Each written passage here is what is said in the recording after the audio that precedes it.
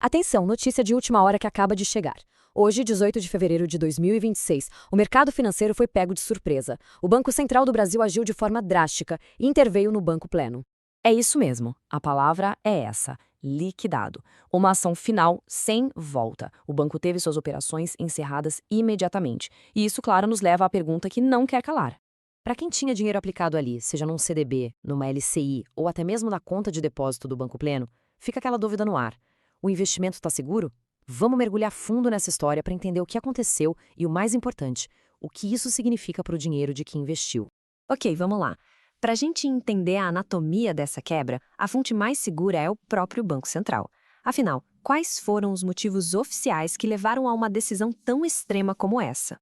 A nota oficial do Banco Central, que a gente vê um trecho agora, é bem direta e aponta 3 problemas gravíssimos. Primeiro, uma deterioração severa da liquidez.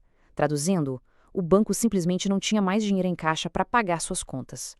Segundo, violação de normas bancárias importantes. E terceiro, o banco ignorou determinações do próprio Banco Central. Ou seja, foi uma combinação fatal. Mas olha, essa história não começou hoje não. E o que é mais intrigante é que o colapso do Banco Pleno não é um caso isolado. Na verdade, ele é só mais um capítulo de uma saga muito maior, bem mais complexa, que envolve todo um conglomerado financeiro. Vamos seguir essa linha do tempo para ver como os fatos se conectam. Em 2024, o banco, que na época se chamava Banco Voiter, passou a fazer parte do grupo do Banco Master. Pouco tempo depois, em julho de 2025, ele foi vendido para um CEO do próprio Master. E aqui que um padrão preocupante começa a se desenhar.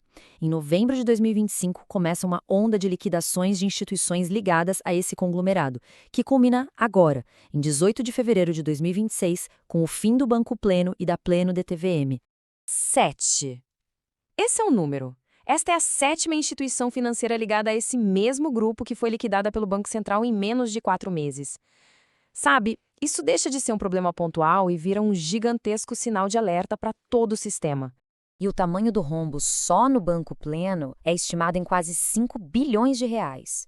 É essa conta que o sistema, por meio do Fundo Garantidor de Créditos, vai ter que ajudar a cobrir.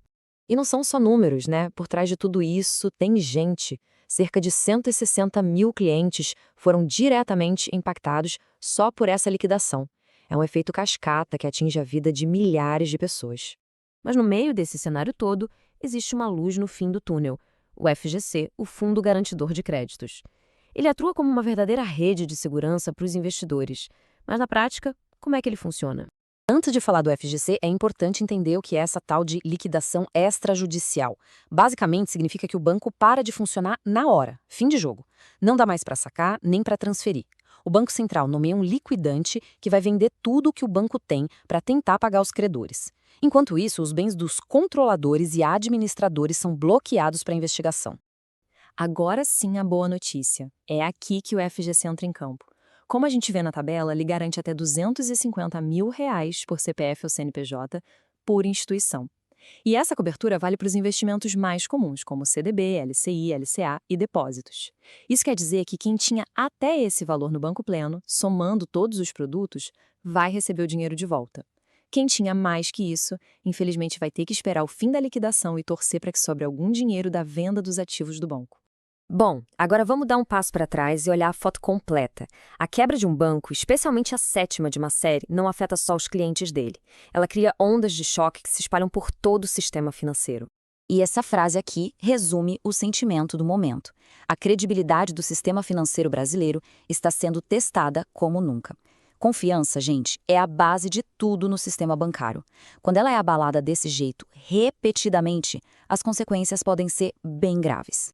E esse gráfico aqui ilustra muito bem a consequência direta disso tudo. É uma relação inversamente proporcional.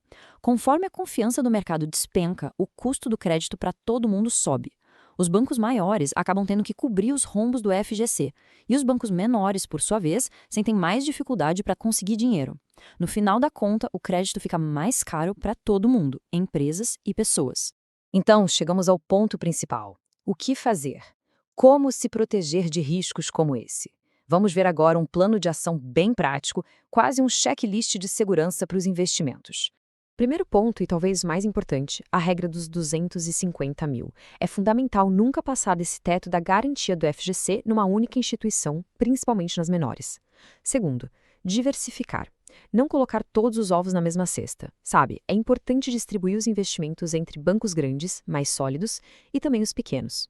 Terceiro, pesquisar o rating de crédito, sempre dar preferência a instituições que têm boas notas.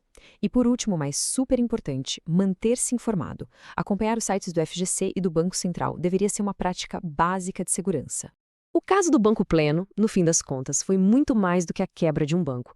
Foi um verdadeiro sinal de alerta, um chacoalhão em todo o mercado. E a pergunta que fica para todo mundo refletir é: será que as carteiras de investimento por aí estão realmente preparadas para o próximo solavanco? Porque, em finanças, segurança nunca é demais.